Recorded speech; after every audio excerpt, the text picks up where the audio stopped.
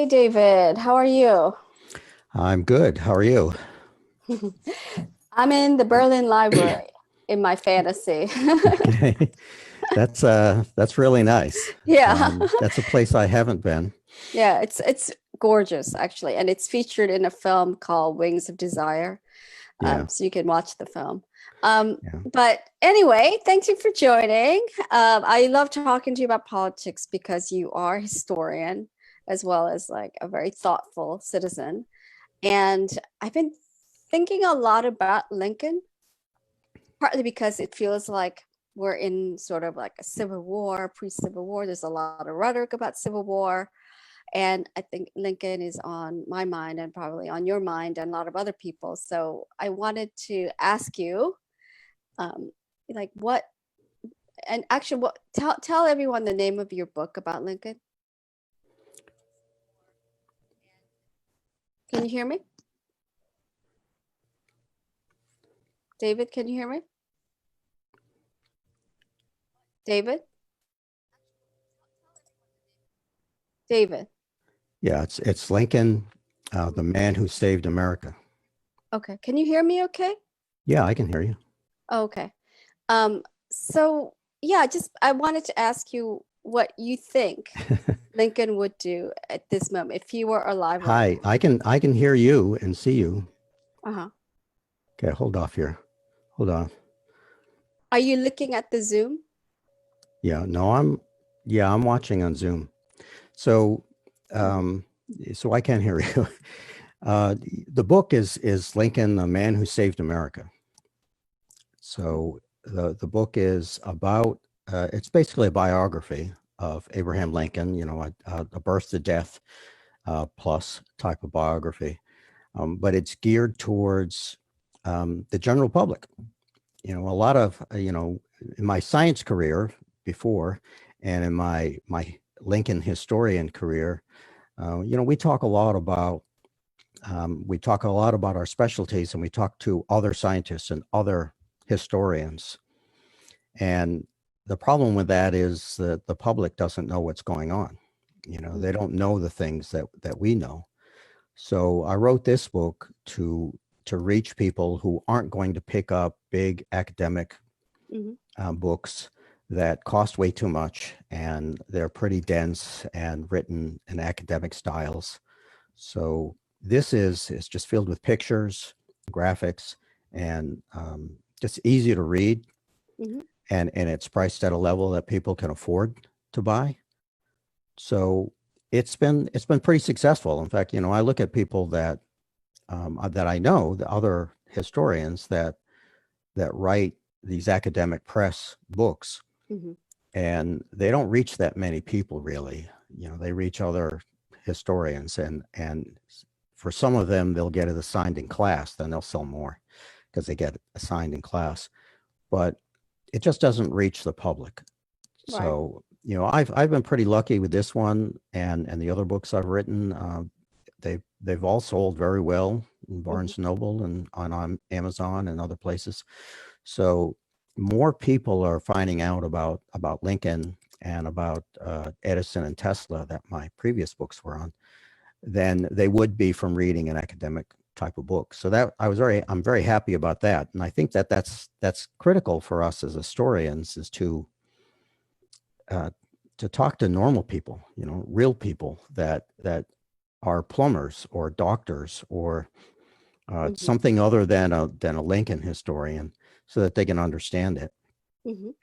In fact, right now, as we speak, the group that I'm involved in, I'm the vice president of the Lincoln Group of the District of Columbia, and the Lincoln Group is in downtown D.C. right now, um, at Lincoln Park, where there's a statue of Lincoln.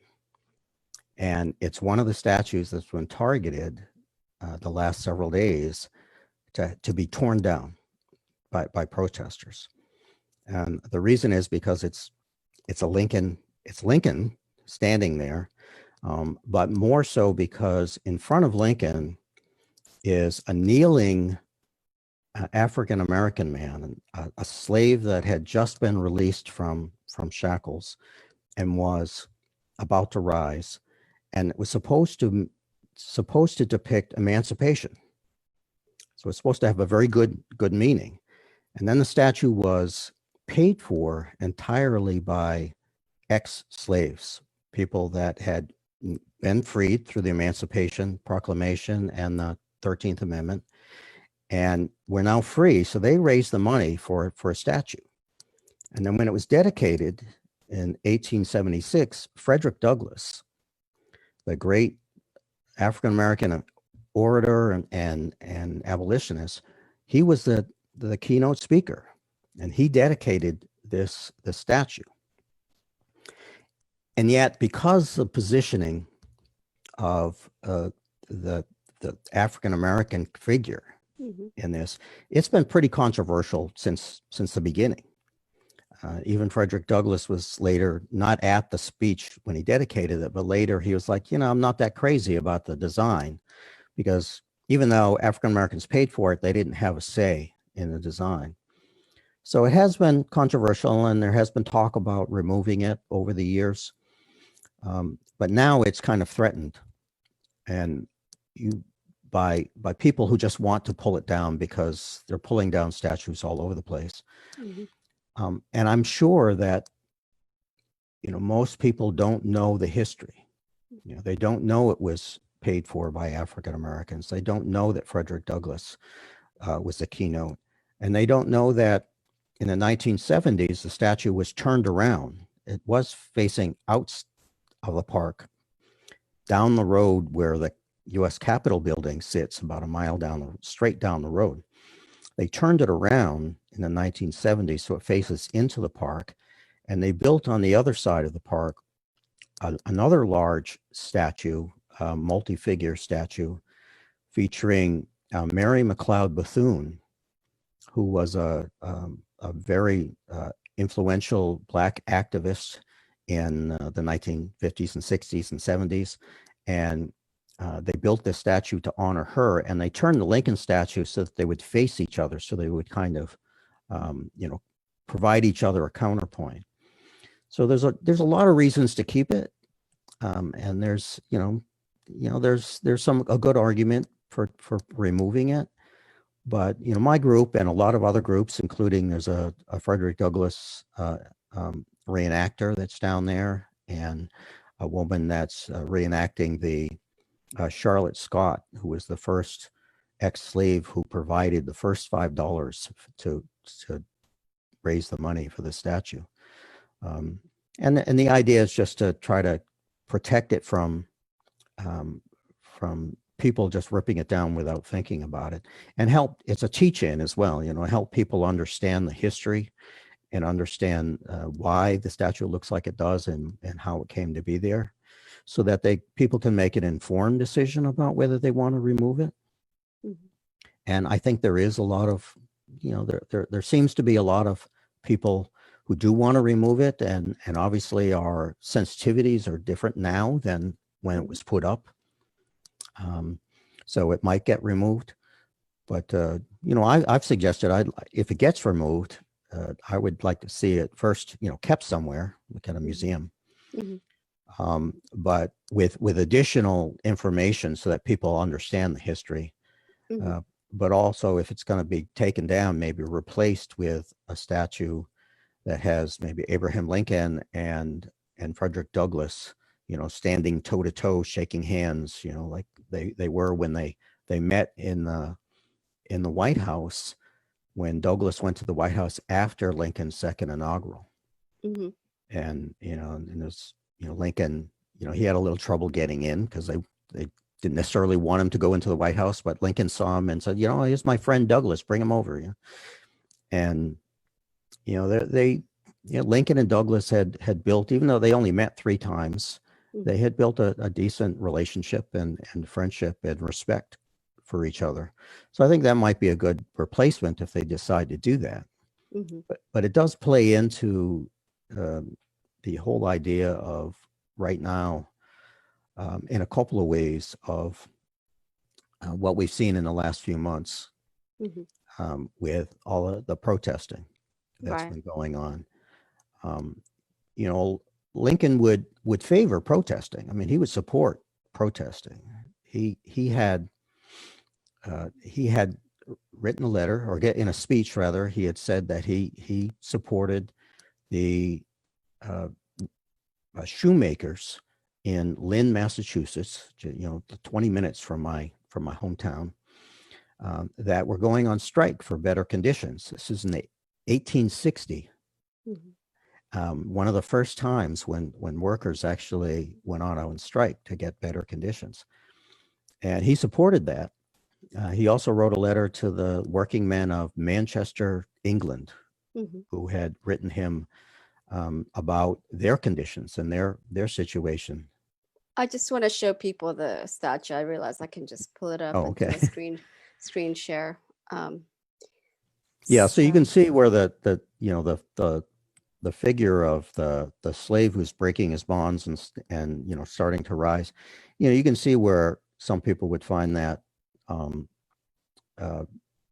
difficult vision, a difficult positioning. And in fact, to make things worse, it was pretty common for sculptors to put the leader or the white man in a kind of a superior position and have others, whether they be African Americans or Native Americans or even just people that they were trying to dominate, in a lower position, because that visually that kind of presents itself as a superior inferior type of positioning. So I don't know that that's exactly what they meant. I mean, this actually reflects a couple of incidents. One where Lincoln had gone to Richmond when Richmond was first captured by the Union Army near the end of the war, and he walked through Richmond that had been abandoned by the Confederacy, and he walked through, and all the white residents of Richmond, kind of hid in their houses and looked out their windows, and all of the black residents of Richmond, many of whom were enslaved, they came out to greet him. And there's a story of where one knelt at his feet and and thanked him, and Lincoln supposedly said, rise, don't bow to me, bow only to God. So there is kind of a precedent for this positioning, but it's by today's standards, it's a difficult positioning. So there are legitimate reasons to consider taking it down.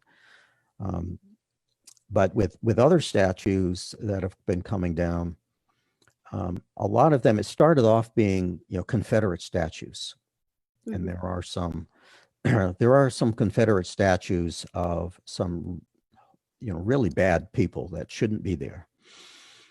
There are some others that are maybe borderline, but and most of the Confederate statues were put up during the Jim Crow era, and then after, in the 1950s and 60s, after the Board of Education, Brown versus the Board of Education in the 1950s, and then the fight for civil rights in the 1960s, and the Civil Rights and the Voting Rights Acts in the 1960s. There were a lot of the, not this statue, but there were a lot of Confederate statues put up. I also know of statues that went up after Obama got elected. So yes. I made a short film about that, actually. Some of the and so that the reason those were put up were not to celebrate the Confederacy, which you could argue is not worth celebrating to begin with, but the reason those were put up were to present a white supremacy viewpoint and to intimidate African Americans who during Jim Crow were being hanged, being lynched, and to show them who was in charge. And in the Civil Rights era, it was the same thing. It's like, you might get your rights, but we're not gonna respect them. We're gonna show you. And the people who put them up, a lot of them were put up by the United Daughters of the Confederacy, right, whose goal was to push a white supremacy and a lost cause rewriting of history. Um, so there are reasons to pull down, or to have removed. I'm not in favor, and Lincoln wouldn't have been in favor of pulling them down, but have them removed. And so there's a lot of reasons to have them removed. But then, I think we run into a problem when when protests start to have a violent side, and you start getting things statues pulled down, and you start getting damage being done and looting and things like that. That's a problem. I mean, that's something that that Lincoln wouldn't have supported. I said before that he supported the idea of protest, but he wouldn't have supported mob rule. In fact, he gave a speech when he was still a state legislator in Illinois, on the perpetuity of our political institutions. And during that, he talked about mob rule and how you had to avoid mob rule. You had to stick to the law. And he referred to a couple of incidents where an abolitionist newspaper editor had been attacked several times in St. Louis, Missouri, and Missouri was a slave state. And he finally left after his printing press had been thrown in the river a couple of times, moved across the river into Alton, Illinois, which is Illinois was a free state, and the mobs followed him, and and they threw his printing press in the river again, and this time they killed him. And around that same time, there was another incident where a black man, a free black man in Illinois, had been lynched. He had been chased down and for some trumped up charge that they made up, and they hanged him by a mob. So Lincoln would definitely not be too keen on the idea of this mob rule, which is really what's going on with pulling down statues. He would really prefer them to be thought about, look at the history, understand why they're there, and then if they're chosen to be removed, remove them and get them out of there. But what if that takes too long and that it doesn't happen? So I've been part of many of these discussions in debates in halls of government about these statues, and there's an incredible resistance to them, and they don't end up removing them. Some of them have been removed, like in New Orleans, we saw Mitch Landrieu take leadership and remove some of the statues a couple of years ago. But he is someone who understood like the history and the problem of historical revisionism. But there's often just a heated debate, and we don't end up winning. And so I think that's the frustration, is that the process is hard to have faith in when we don't get the results after all these years. And so I don't know. I know what you mean by mob rule, but another thing is, I think people are just so fed up with what these statues stand for and how that affects people's lives and could endanger them physically. And so it's nice to say like, we don't want mob rule, but if you feel like your life is in danger because of white supremacy, and you have to pass by these statues every single day, reminding you that this society has been built on white supremacy, then yeah, I would be fed up. Yeah, I agree with you 100%, and I understand that. And I think when the Confederate statues started coming down, with some exceptions in the Civil War community, but definitely in the Lincoln community, most people felt, yeah, they should come down.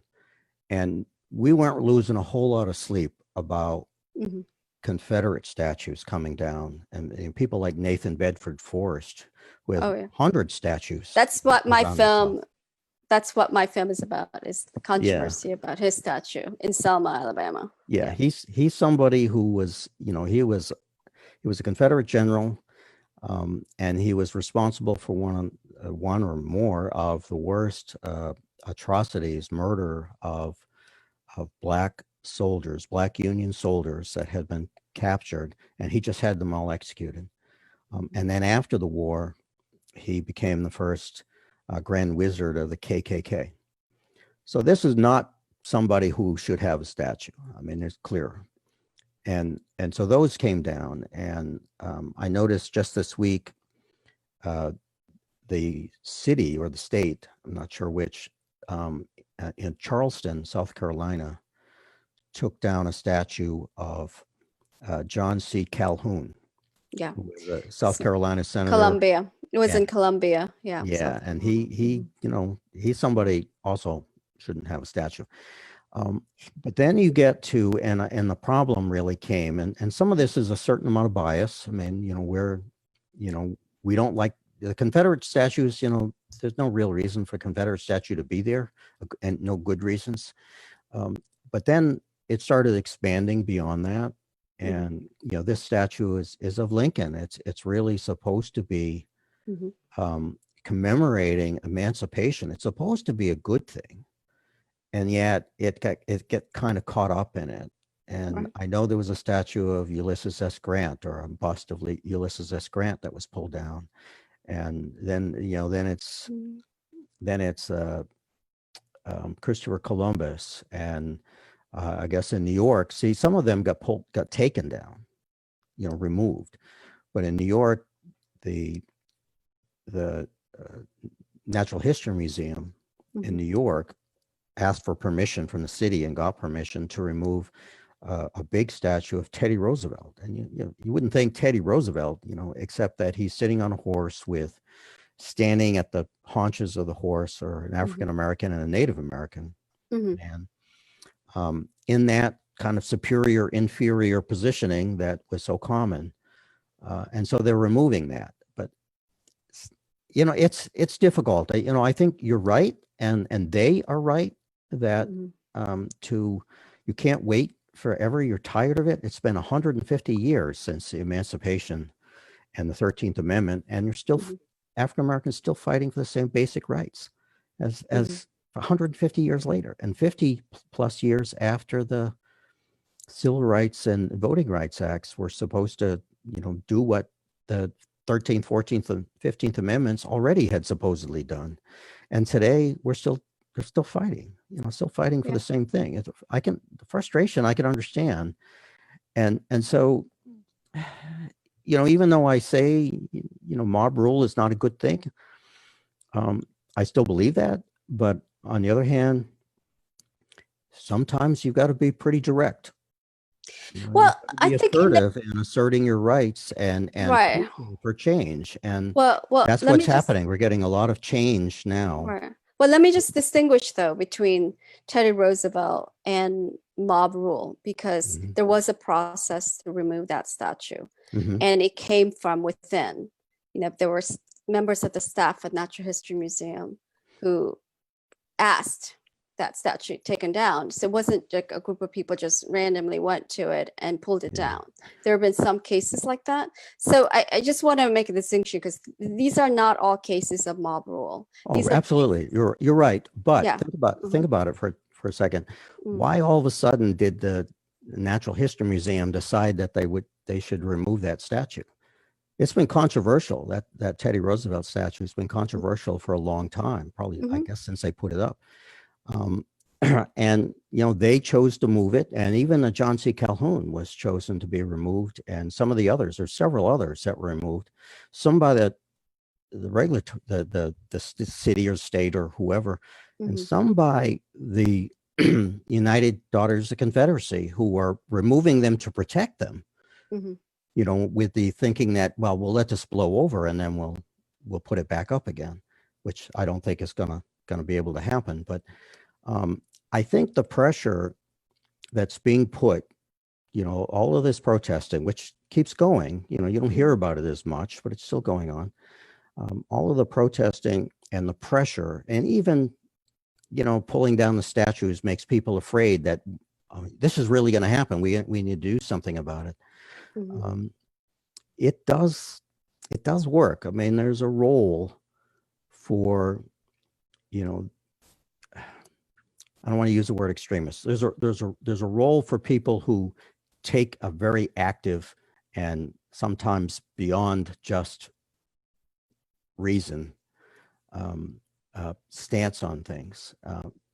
Protests do work, and they work because people get out there and they keep constant pressure on things, and I think that has caused a lot of people to rethink this. And to give you an example, my group, the Lincoln Group of DC, we've known about this problem with the statue, that people weren't happy with it.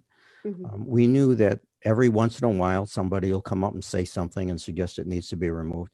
And yet, to be honest, I don't know that any time in our history we've ever really initiated Mhm. a public discussion about it, which I'm suggesting should have been done, Mhm. before it gets removed.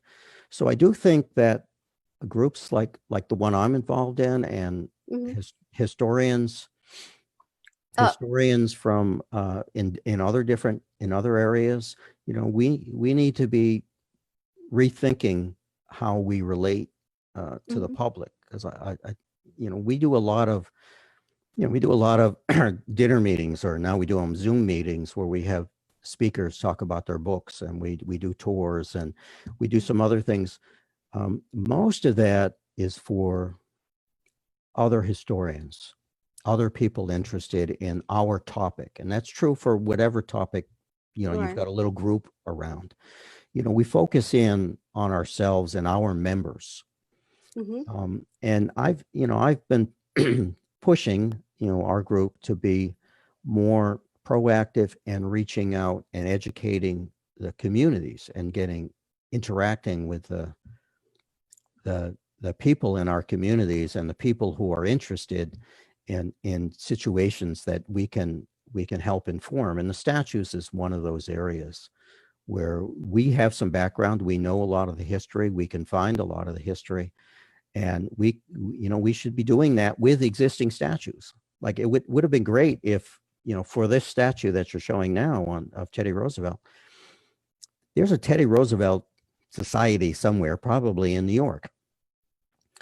And wouldn't it have made more sense if they had been out there on the steps Mhm. every, several times, maybe every month for a year or whatever, and call around people that are just walking down the street, and work with the local media and other groups who might find this statue offensive, and explain the history of it, and help people understand it, both the good and the bad, so that a But decision can be like, made about removing it.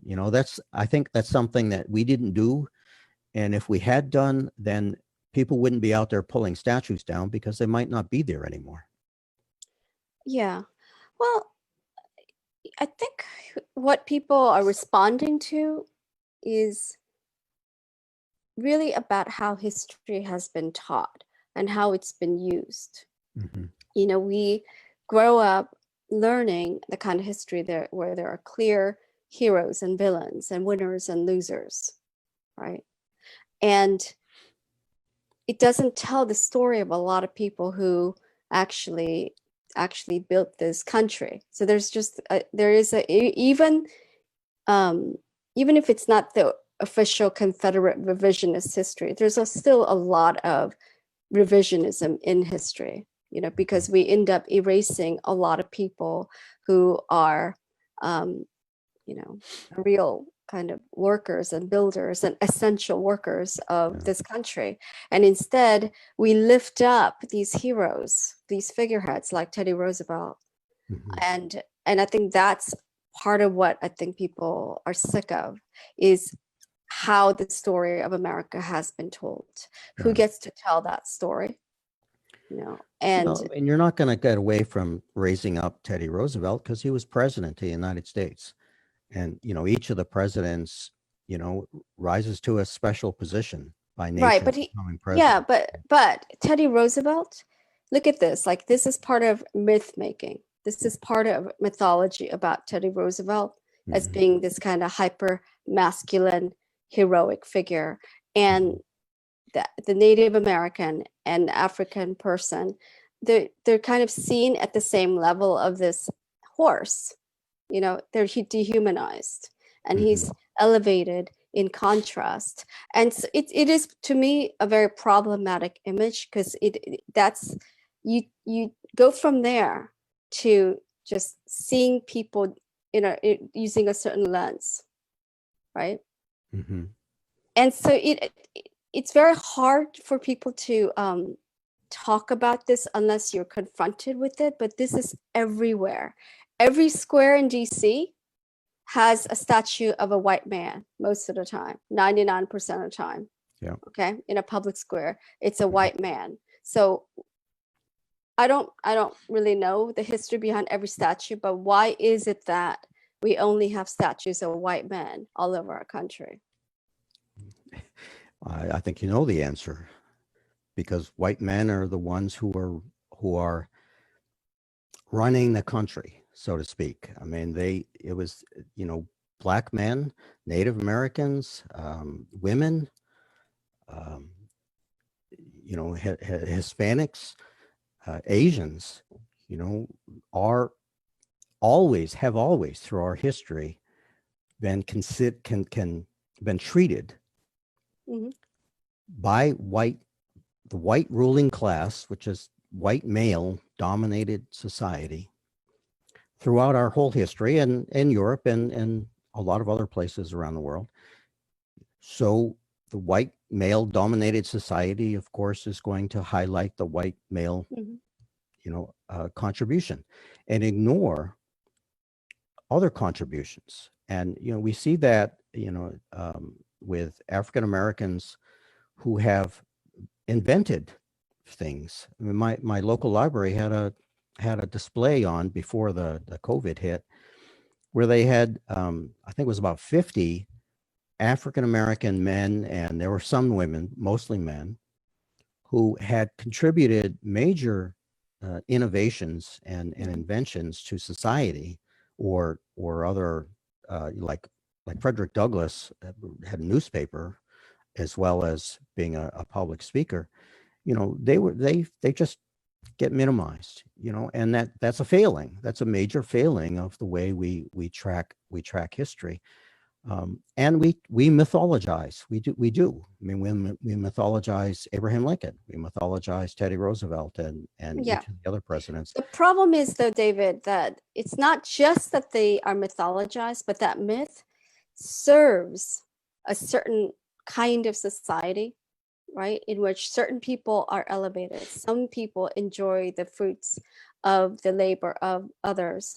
And Mhm. so, if we want to create the kind of change where there's true equality, true equity, then we have to rethink the lenses that we've been using to look at our society and each other, right? And so the problem I have with this statue and also the Lincoln statue is that people of color are seen without like their full dignity and full humanity, right? And that's what we need to change. And these statues are barriers. When we lift up this kind of image, right, it does something to our psyche. It does something to how we see each other. And so, I, I mean, to me, this is an incredible opportunity Mhm. to really look at this again and rethink it and really have some soul searching conversation. Like, why do we have these? Can't we That- replace these with something else yeah, that would yeah, yeah. actually help us look at each other with full humanity? Right. And that's, I agree. I Mhm. absolutely agree. And this is a time, you get those watershed times where you get a little window that opens, and hopefully this window stays open, but you know, we'll see. But there's a window open for us to rethink things. Mhm. And in a way, uh, the, the the virus hitting and now resurging, and the way it was handled has really, I think, opened up. I can't speak for all white people, but I can say that there are a lot of white people that I think are paying are more aware of our own white privilege and the bubbles that we've been living in, and seeing it, seeing the racism and the white supremacy so blatantly pushed by Trump and by the Republican Party, really, it's been eye-opening for a lot of people who very conveniently never noticed that that they benefited from white privilege, and I'm no exception. I've become more, I wouldn't say activist, but I've been trying to reach out more to my fellow white people and say, so I don't have a lot of influence, you know how little influence I really have, but so I can't influence the world. I don't have the kind of reach that you do. But, wait a second. You're the one who's written books, and well, so 15,000 people have read my book, but my book isn't about white supremacy, it isn't about white privilege. Well, maybe you should write a book about white supremacy. And I've thought about it, and I did write. I'll say I wrote. I don't know if you saw it, but on my website there's a blog on my website, the one I put in the chat thing, but I have another blog that is just for experimental writing and fiction and some other things. And I don't do a whole lot of fiction on it. Now I do more political commentary. And I wrote something a few weeks ago called White on Whites. And basically I just say, I'm white. I grew up in an all-white town. I worked in pretty much all white professions. I've benefited from white privilege, and if you're white, so have you. And then I go through the whole thing, basically telling other white people that, we don't lose anything by other people having rights. It's not like we lose our rights if other people also get to enjoy the rights that they're supposed to have. We all benefit if we all have rights. And I guess what I was trying to do is try to tell people that, just because you have white privilege doesn't mean you're a racist. It just means you're white, and that you're never going to have to worry about being pulled over while you're driving in a nice fancy car. And I just saw this thing this afternoon. Some white woman was screaming at this black family with kids who were in some kind of nice car. And he said, "Whose car is that? How did you get into that car?" And it's like, "This is our car." And she just wouldn't believe them. She just kept, harassing them. And I've seen that over and over and over. And I think, well, they got violent. That's the thing. It wasn't just that she was screaming. They got yes, violent. Some of these people they're more than just obnoxious. They get violent. And we've seen, I think, with the George Floyd and the other cases that we've seen that more recently, that began a lot of these protests, that these are, I think when you look at that and you look at the response from the White House and just the virulence and the violence coming out of as a response, I think it shocked a lot of white people. Not everybody, obviously. I mean, you got white supremacists and you get racists but most white people, I think, aren't actively racist. They're just maybe conveniently ignorant of their own white privilege, our own white privilege from, my own white privilege. And so I've tried to reach out. So I wrote about this White on Whites and just kind of telling people is like, it's okay, you just got to think about it a little bit. And this is why people are angry, because they're tired of it. They're tired of 150 years since supposedly they were made free and citizens and voting rights, and they're still fighting still fighting for just to be treated like equals. I mean, can you understand how why people are frustrated? And this post, you know, I just wrote this post. I don't get that many views on this thing because it's kind of haphazard, but I've gotten a lot of views on it. It's going to spread around and seen by a lot more people than usually read my stuff. So that's good. But on the regular author website, I also did something where I wrote about kind of a brief history of systemic racism and in America, going back to when slavery was first introduced in the United States and how we failed to deal with it during the Constitution, in the Constitution, and you know, the Civil War and Reconstruction and Jim Crow and segregation and all the way up to the most recent turmoil, you know, I guess. And, you know, this is not something like one person or a few people were killed and people are out there screaming because, you know, George Floyd got killed. It's because this is like, how many now? I mean, it's every day. And there's been probably 100 since that time that don't get the press and don't get videotaped. And, you know, so from my perspective, I see, you know, I as a white person, I can't tell the Black community what to do because, you know, who am I, you know, to tell the Black community what to do? You know, I need to be telling white people and working with people like me and trying to get more of us aware of ourselves and what we do. So going back to how this originally got started, you were talking about this is a window basically for us to move forward. And I do think we have a window, and I do see these protests. They're not just all African Americans. They're a mixed, you know, diverse group that are out there. Very diverse. Yeah, and that's a good thing. And I've seen more and more polls that show that people like Trump that are blatantly racist are losing support amongst the same communities that they had support with before, the white working class and older white people. So that tells me that during this in this window that people are starting to become more aware.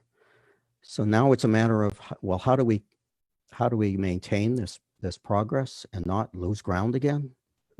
Like, well, then let me ask you something, because I feel like you and I do have a disagreement about these statues. I mean, I am not proposing that people just start hacking away at all the statues, but to me, these statues, the Confederate statues, don't belong in a museum. They don't really help us learn history. They were put up by people who were mass producing them. They're cheaply made. It was like equivalent of trolling, you know, to put these statues up everywhere. They were mass produced. And I don't see the point of defending them. I think we should try to figure out, what do we want in its place? You know, who ought to be seen as heroes? And like, think about it this way: for some people, and me included, there is a direct connection between what happened to George Floyd and these statues, because the stories that we tell ourselves about our country and people in our country, those stories have consequences, and sometimes it ends out with people getting lynched or murdered like they're animals. You know, so I think, to me, instead of trying to defend them or criticize how people are trying to remove them, we should focus on what should we build in its place. I'll tell you that, you know, historians don't like to tear things down. You know, we like things to be there, and so in a general rule, there's a tendency to want to add explanatory material to help, you know, people understand the statues and other things, and yet the last several days when people have been talking about this emancipation statue with Lincoln and the kneeling ex-slave, the community, all the groups that I'm involved with, are all looking at this and saying, they're split. They're split on it. There are people who say that it should stay with additional information. Some would say it should be moved to a museum with additional information. And there are others who are just like melted down. But those melted down people are very, very small percentage. I think we just, historians, and this Okay. just Lincoln historians, Yeah. the Confederate people, the Mhm. people who are pro-Confederacy now, they don't think they should be removed at all. That's the Right. talk about heritage, and they confuse history and heritage. And so they obviously differ from their point of view, but from a Northern perspective on Confederate statues, I Mhm. think most people think that they definitely should come down. But there still is Mhm. there's still a tendency amongst historians to want to put it in a museum somewhere and use it as a teaching tool. I don't think we need any more Confederate statues Well, anywhere. I, And I'm actually let me. closer to your point of Okay. view than Yeah. you might They're. think, but I'm Yeah. trying not to say that. Look, David. I- Let me ask you something. Let's yeah, forget these Confederate statues for a second. yeah. Okay. If you were asked to come up with new statues, okay, who Mhm. would you choose? Like who would you want to lift up as heroes? So and there are two aspects to this question. One is, I think we need to rethink our history kind of more holistically. And two, I also think that it's really about like what model of historical narration do you want to choose? Do you focus on individuals, or do you focus on the collective or groups? Because even with the civil rights history, we tend to focus on a couple of people, like everyone knows Dr. King, right? Some people know Rosa Parks, right? There are a few people we lift up, but the civil rights movement happened because there were thousands, millions of people who were involved. And there were many, many heroes that you never hear about. Yeah. Because we like telling histories focused on individuals and treating them like it's a Hollywood movie, with clear heroes and clear villains, and you can only have one hero and one villain. Yeah, but don't you think that people can really only assimilate in their mind or get straight in their mind an icon that represents a particular time period? I mean, how do you No, really communicate in statuary? How do you communicate all of those 100 people that worked towards civil rights? well, you can memorialize. Think about the Vietnam Memorial.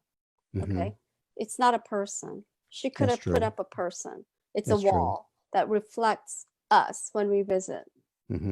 There are many different ways to create memories and Yes. memorials. And so I think the way we have been doing it, the old school way of saying, oh, let's pick a guy and create like a bronze statue out of the guy and lift him up as our hero. I just think that leads to a lot of unforced errors, Yeah. and that we end up with a very kind of like manipulated history, like a lot of Hollywood films. Like Right. you take a good book and you turn it into a Hollywood film, you don't even recognize it anymore Yeah. because it gets reduced into almost cartoonish characters.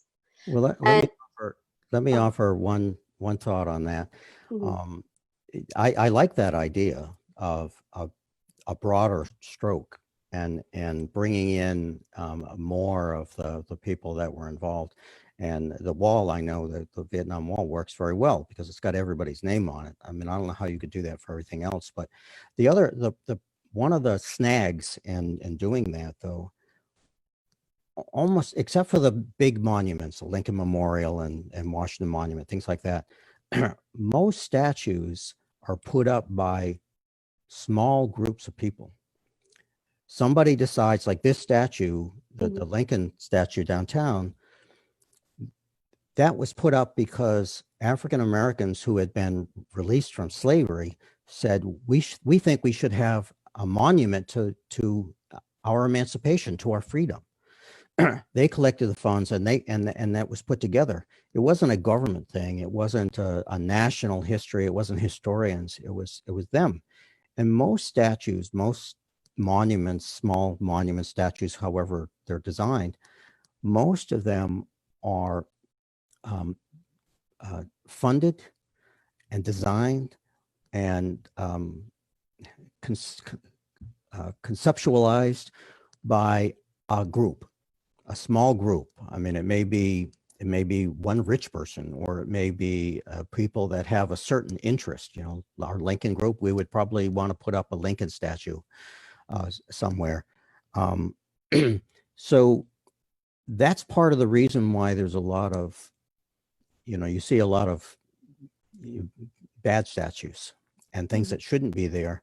A lot of the Confederate statues were put up by the UDC because they were pushing a point, but the UDC is just an interest group, that wanted to promote and it still white exists. supremacy. And they're basically, I've met these women. Yeah, they're basically the wives of the KKK. Mm-hmm. I mean, that was who the UDC was in its origins. The KKK was running around, and they were the men, and they were the sheriffs and the lawyers and everybody else, and the wives were the UDC, and they were the ones who just used their influence and raised money to create statues. So you can do a lot of damage. For one little group can do a lot of damage, but they all are different groups. So that raises the question, and I don't have the answer, is can we do something where more along the lines of what you were saying, where there's a more planned way to acknowledge the contributions of people, especially people who have been largely ignored in history. Now, I don't think there's any kind of statuary or anything for all of the Chinese immigrants who came in the 1800s to build the railroads.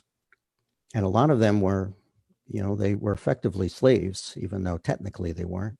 But they were brought here, and they were lied to, and they were put into forced labor, and they were abused. And then, by the end of the 1800s, we had Chinese exclusion laws that barred Chinese, which was a broad term. It actually meant Asian, but it was called Chinese.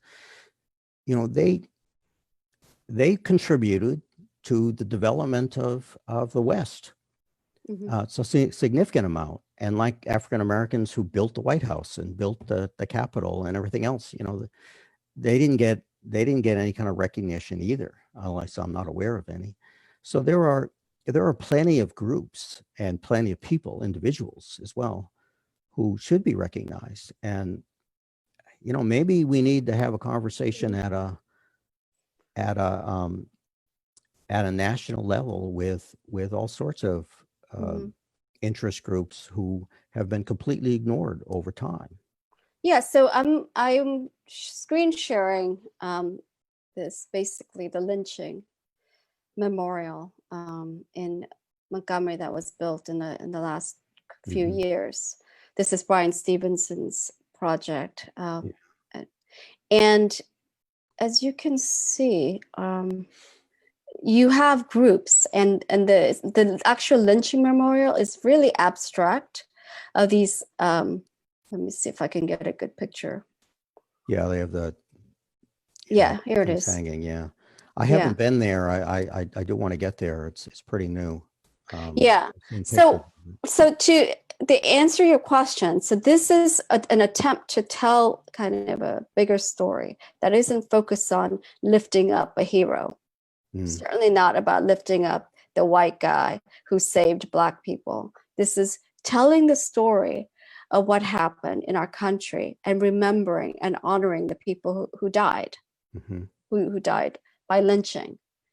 And I think this is very powerful. And I just think we need to think about telling stories from our history in this manner, Mm-hmm. that really captures our imagination, that is artful, that isn't just about, okay, like who's going to be the hero of our story, but what actually happened? Who are the people that died? Who are the people who've been silenced? Because the people who have been silenced, that's the history we haven't been told. And that I wish that people would focus more on telling that story, telling that history, like whose voices have been silenced, Mm-hmm. instead of arguing about, which white guy should have a statue in our public square. I don't care. I mean, really, it's, So you wouldn't yeah. you wouldn't be in favor of going in and saying, well, which black guy, which Asian woman, which Native American, so you don't like the idea of having Yeah. I mean, individuals right. highlighted. You would prefer it be a much a broader concept like this Mhm. lynching museum that you're showing. Yeah. Because to me, really, the history that needs to be written is about what happens to Yeah. groups of people. And it's not, again, it's like the difference between watching an indie film that shows complex stories and complex characters as opposed to a Hollywood action film that's focused on our hero and our villain, right? Mm-hmm. I prefer stories where there's just more complexity and you see that this is really about how interconnected we are, and that there is really no history in which like it's about one person. You can have focus on one person to tell a larger story about a group of people, right? Mm-hmm. But this lynching memorial matters because many people died in this way. George Floyd matters because George Floyd's story is the story of many African Americans. Right. And so I want to tell the story. I want us to tell the story of what happens to groups of people instead of arguing about who's a hero, who's a villain. And again, it's just like way too reductive and Hollywood for me. Mm-hmm. Hollywood meaning it just has these like Disney-esque storylines, when history doesn't follow Disney, it doesn't follow Michael Bay. It's much more complex, right? Yeah, I think you're onto something, and I have to admit that our group and every other group, to be honest, tends to focus on a narrow area, Mm-hmm. and you might get something like the Civil War. There are Civil War groups, but it's Mm-hmm. still focused on the Civil War, not. Um, I mean, the African American systemic racism in the United States. Is there a group that studies that? There are individual professors, maybe, but I don't know if there's a group. Like, I don't know. Do you know who, off the top of your head, do you know who, what the group was that behind this National Memorial of Peace and Justice? Yeah, so this is Brian Stevens and Equal Justice Initiative. So the Equal Justice Initiative is, they're the ones who put this together. Okay. Yeah, and the film Just Mercy is about Brian Stevenson and his work as a lawyer. But he also put together this project here because he sees the connection between people on death row and how we understand history. Yeah. Yeah. I agree with you. I've been, to be honest, I've been struggling with, in Lincoln, in the Lincoln group, I've been struggling with the idea of relevance. You study Abraham Lincoln, and there are lessons that we can learn from the way Lincoln worked.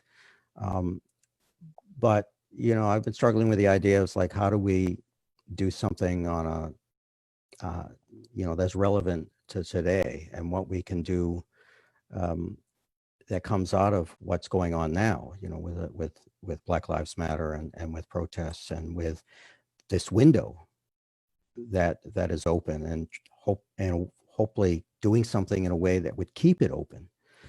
So I'm trying to, and tomorrow, to be honest, tomorrow we have a board meeting of this Lincoln group, and we'll discuss ways that we can do things on a larger, with a larger view. So not just Lincoln, but do things on a larger view. And it makes sense for us to get into an area of Black rights, because, Lincoln and emancipation and the 13th Amendment, the Black rights was the whole issue. Well, let me ask you something. Okay. I would like for you to maybe consider it this way. How do we want to publicly remember certain people and certain issues and phenomenon? So the problem of police brutality. Let's say you wanted to create some public memorial to people who have died in the hands of the police since, say, Jim Crow, right? How would you tell that story? So it's a little bit different from lynching. I mean, I think arguably you could say that George Floyd was lynched, but let's say that it's in a slightly different category. It's not a lynching, but he was clearly murdered by a police officer. So how would you remember people like George Floyd and Eric Gardner and Michael Brown and all these people who have died?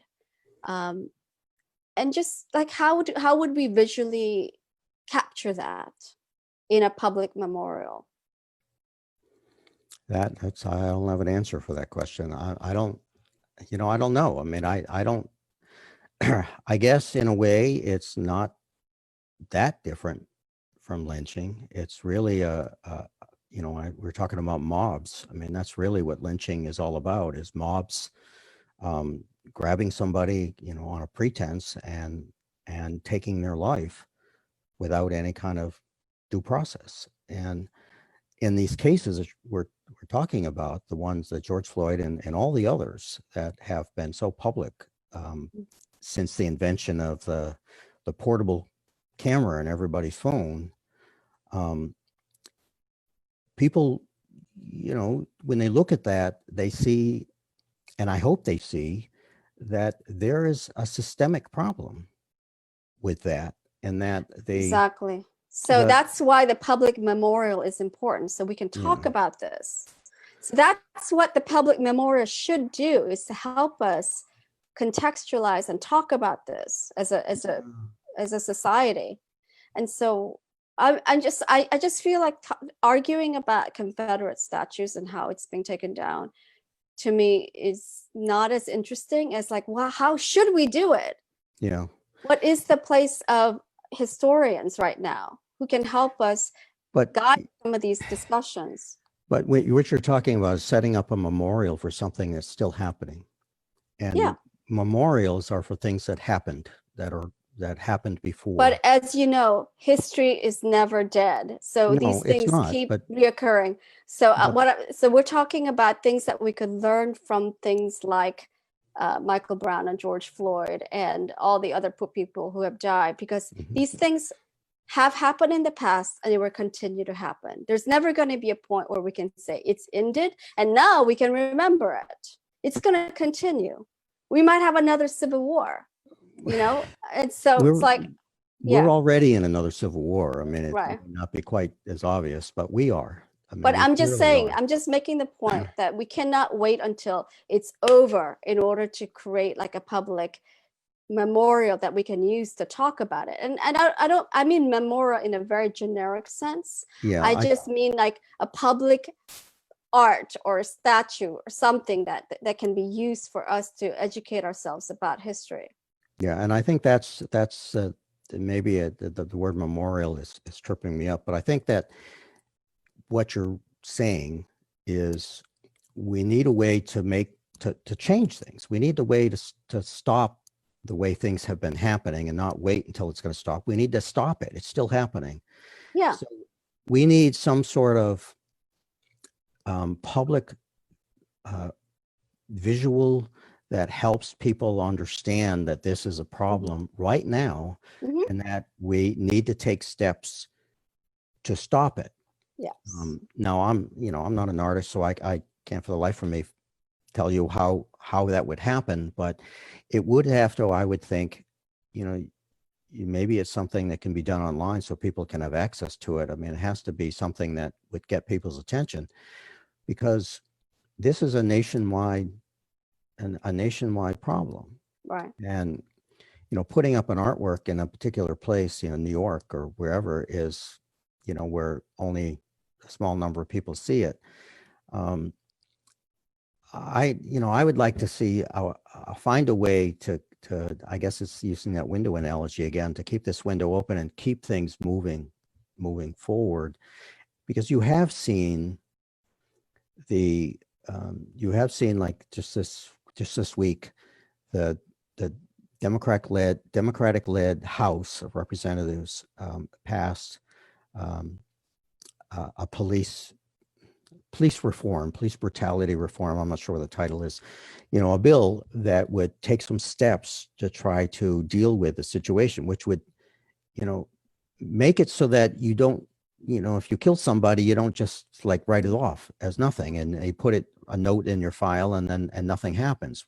Because a lot of these people, a lot of the police officers that have been involved in this in deaths recently have had a history of prior reporting of problems.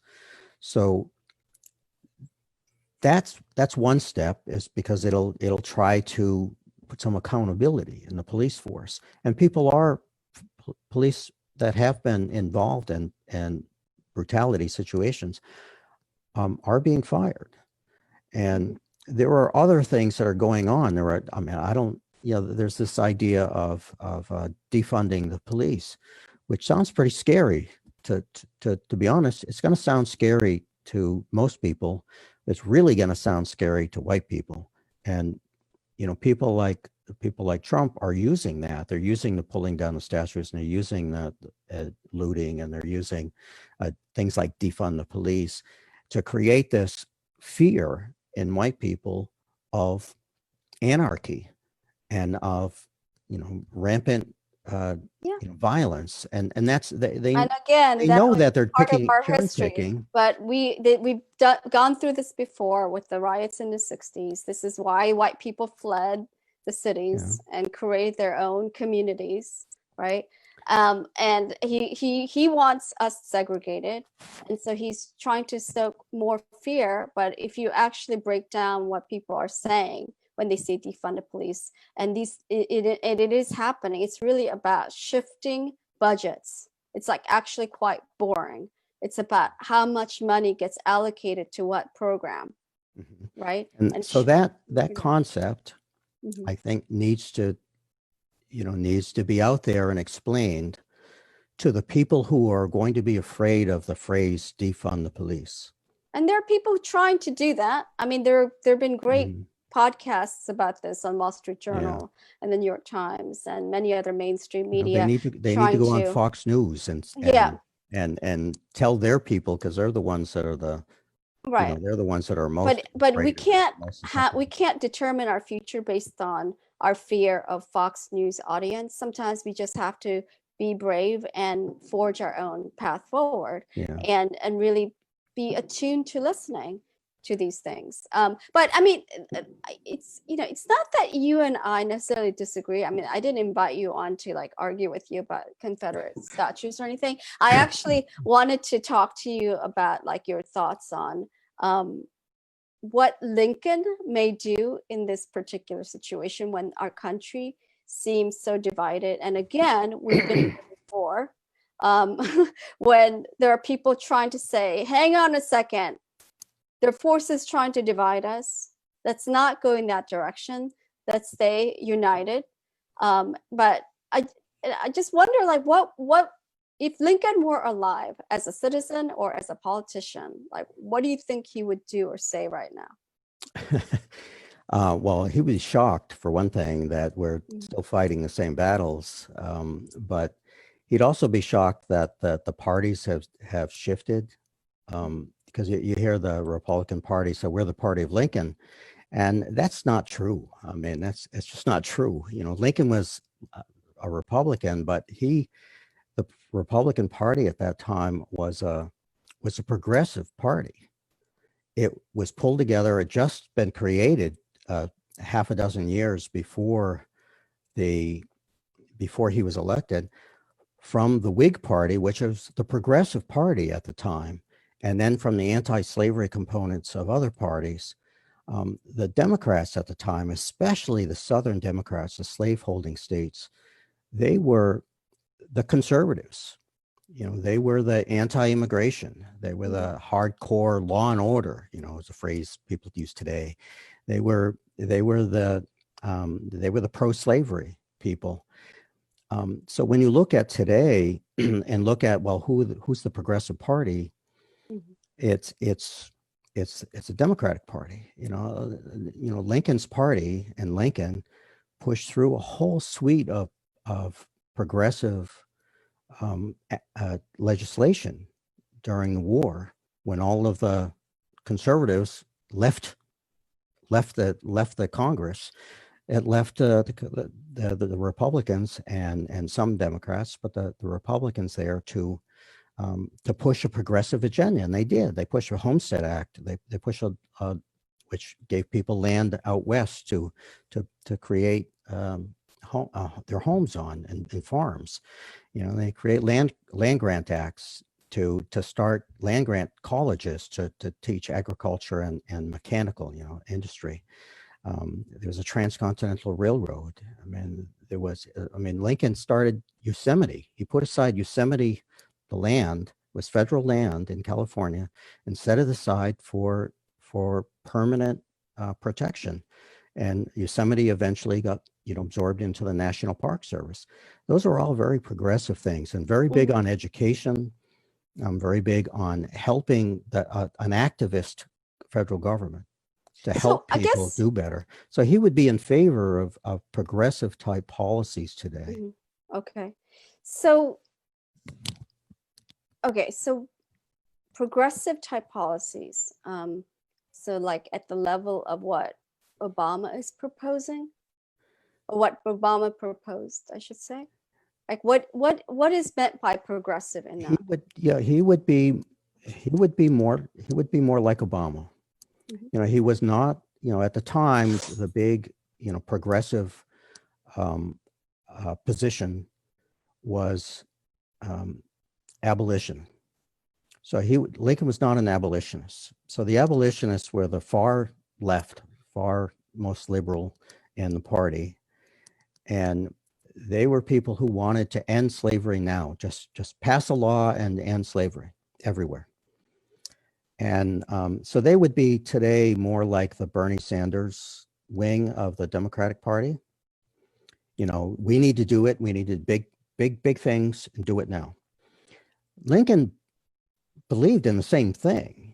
He was like, I hate slavery as much as any abolitionist. I'm an anti-slavery guy. I'm an abolitionist, except for it won't work if you do what the abolitionists want to do, because as soon as anything was passed that abolished slavery in all the places where it existed, the Supreme Court, which is the same Supreme Court that had just passed Dred Scott and the Dred Scott decision, which basically voided any kind of rights that African Americans could have, they would have found it unconstitutional, and they would have been right, and they would have found it unconstitutional, and they would have set back the policy for maybe decades, who knows. So Lincoln was more like Obama in that he realized that it's one thing to have a position, an ideal position. And you can even agree with that ideal position, but then you have to make it happen. And sometimes you have to make it happen in steps. You start that first domino falling, and then you could get other dominoes, and you can make a step. Lincoln said something to the effect of, I may walk slowly, but, I never walk backwards. Keep it moving. And Lincoln was very good about bringing in diverse opinions, diverse ideas, working through different methods for making things happen, for getting laws in place that would actually accomplish what you wanted to do. Yeah. With the realization that, Constitution was limiting, for then, he couldn't Right. ban slavery in the South where it existed because that was unconstitutional. All the northern states that got rid of slavery, they got rid of it individually as states, and the southern states needed to do the same. But he knew that if he could block the expansion of slavery, that it would shrink, eventually would shrink slavery, as the upper South during that time was already starting to, limit itself, reduce its number of slaves, mostly by selling them further south. But, he would have, to get it to today, he would have worked towards finding solutions and worked towards finding things. So he would have realized, like with Obama, that Wait, let me ask you something a then. permanent solution. One thing, quick, that having a universal Medicare wasn't going to pass, and even a public option wasn't going to pass. But if you had the ACA, then it did provide an option that covered people and got people covered. Then you could later add a public option, and then it would eventually get to the point where it would just overwhelm the private system, and it would fade away. Okay. You can agree that's a good position to take or not, but that's Well, how 90% of work gets done, is by increments, not by snapping your fingers. yeah, but I mean, the way I would describe the problem is that there's a tension between the democratic thing to do versus the moral thing to do.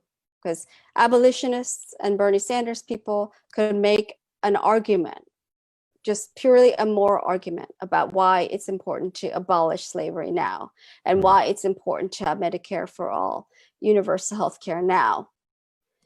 But in order to make it sustainable so that it doesn't lead to war or domestic violence, you want to go through the democratic steps and try to persuade people, try to engage the public so that you actually shape the majority opinion so that it's democratic and more sustainable. But there are times when the moral urgency, right? Mm-hmm. In this case, police brutality, and maybe in I don't know, immigration is like a very important subject for me, where it seems like people are failing to see the moral point. It's very hard to engage a brainwashed public who have decided that people who are seeking refuge and shelter and better life in America are not human beings. So no matter how hard you try, you can't bring along enough people to make the changes that need to get made from a moral point of view using the democratic process, because our democratic process right now is failing, it's broken. And you can make arguments that, well, we can improve the democratic process by cleaning up money in politics and dealing with corruption and doing this and that, creating all these reforms. But the reality is, for a lot of people, our democratic process is just stalled. It's not working. So if it's not working and you have people dying, and you have people incarcerated, you have people who are really being sacrificed at the altar of bigotry, then what do? Right?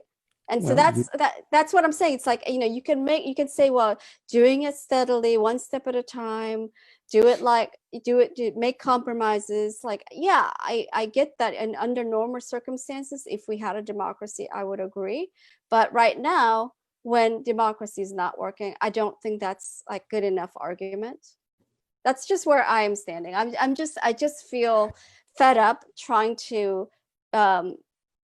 persuade totally brainwashed people to start seeing brown and black people as human beings. Which to get back to the point is, how do you go forward and how do you make things change? Yeah. And the answer is all of the above. Yeah, The reason, you know, Lincoln was the guy who that's my point. That's worked it, exactly my point. but Yeah, the abolitionists were the ones who kept the issue on the front burner. Now, there were exactly. problems with abolitionists because they were so, you know, they're kind of obnoxious about abolishing slavery. Well, that's going to sway some people in their view, in their direction, but it's going to turn off a lot of people that on the other end of the spectrum. And, you know, we're never going to get away from the fact that people are going to, Mhm. you know, be on a spectrum, a political Absolutely. spectrum. So, you know, But we when, don't need one, we don't need just one tactic. We need the abolitionists in order to have a Lincoln. We need Malcolm X in order to have Dr. King. I mean, you know, we need Mhm. people who are going to present argument that does frankly scare people so that they're willing to come to the table to make compromises. Oh, You know, if and they're not there, they're never going to come to the table. right now, the white population of the United States is scared. And And I think they should be scared. well, I agree. You know, I can't disagree with that. You know, they're scared, but they're scared in two ways, two directions. You know, there are some people that are scared because they just realized that, you know, they're part of the problem. Yeah. That our society is Mhm. part of the problem, if not like the majority of the problem. And there are other white people who are saying, you know, I'm not part of the problem. You know, we want everything. It's all these other people that are Mhm. screwing up America. You know, we want to make America white again, which is what MAGA really stands for. It's make America white again. Exactly. And that's really what they're talking about. So those people, they're getting more and more entrenched, which is why, you know, right now in the last week or two, Trump is really focused on his base because they're the ones he needs. He needs them desperately. The rest of the white population Mhm. is well, maybe there's probably still a lot in the middle who are not thinking about anything, but there's a good part of the white population that is starting to realize that, you know, hey, we have our privilege, and you know, we don't have to worry about this stuff. There are even people that are, you know, I want to learn about, you know, Mhm. Black Lives Matter and the race problem and systemic racism. So I'm going to read, um, I'm going to read White Fragility, and I'm going to read How to Be an Anti-Racist, and Right. you know, and I'm going to read these books. And for a lot of people, they're going to feel woke, and you know, that's as far as they'll go. Mhm. So, but a lot of people, more, I hope, more and more, are starting to realize that um, we need to be not just not racist. We need to be anti-racist, and we need to start dealing with the systemic racism that's built into our society. So there are a lot of different ways to address that. You Right. know, we need Bernie So Sanders, and we need AOC, and exactly. we need Exactly. we need Obama, and we need Biden, and we need people like you doing these conversations with people Yeah. to get it out there. And even, you know, tonight I'm going to go to this board meeting tomorrow and say, you know, we need to do more than we're doing. You know, you know, we're in our little window. Yes. We need to get Yes. outside our window here, you know. And Yes. Thank you. Thanks, so David. so Tell me what happens at the meeting. so thank you for putting more work on my table. But Well, let's do this. but all of this needs to be happening all at the same time. You know, we Right. each have our spheres of Right. influence. You know, how big or small they are, it doesn't matter. We need to influence people around us, and we need to be cognizant that my way of influencing people, Mhm. like, you know, Bernie Sanders' way of influencing people, isn't going to work for some people. It is going to work for other people. And if he can focus on who those people he can positively influence, and AOC the same way. I mean, she's in a very safe, democratic, very Mhm. progressive district, and as is the district next door, which just you Mhm. know, threw out its longtime congressman Engels Mhm. in the primary. You know, those are districts that can be won at the at the the November level, by a very progressive, very liberal candidate. There are other districts that's just not going to happen. If you've got a liberal, if you've got somebody that's too far away from the center, they have no chance of winning. And, so we have to be aware that in some districts, people are going to be more careful about what they're saying, because that's how they get in and start making change. Let me just say this before we go, because we could talk for hours. But one thing I want to say is, having visited a bunch of red states and have spent time in like some of the reddest places in this country, I can tell you that a lot of people are not looking for this linear equation of who's left or who's right. What they want are authentic, caring people who give a shit about them. Mm-hmm. Because it doesn't matter if you're Bernie Sanders, it doesn't matter if you're Trump. I mean, they want to be convinced that somebody actually cares about them and will actually do what they promised to do. Okay, they've been let down by both parties and by so many politicians over time. Mm-hmm. And so it's like, instead of looking for that equation that's on this linear spectrum of left and right, let's look for people who are authentic, who can connect, who can persuade, okay, and who can teach, who can connect with everybody. I mean, I have met gifted people like that, and they defy these categories, these labels of left and right and center. But they actually, and many of them are like local folk heroes, like or community organizers. They just have the ability to look at people and understand, how to communicate with that person, how to connect with that person. Anyway, so what I'm trying to say is, I just feel like we get too hung up on left, right, and center. But what we should do is figure out how we can lead, how we can be authentic, how we can persuade, because we need a lot of persuasion. Absolutely. We can't just be like, oh, let's pull and figure out what's the middle here. No, we need to figure out how to persuade people to come along to the truth, to what is moral position. Well, I'll checkmate that with Lincoln.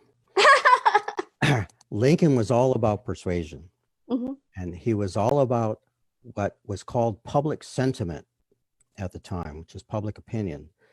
He was somebody who, people would criticize him for not moving fast enough on things like ending slavery. But at the other hand, he knew that he couldn't get ahead of public opinion. He couldn't get ahead of it.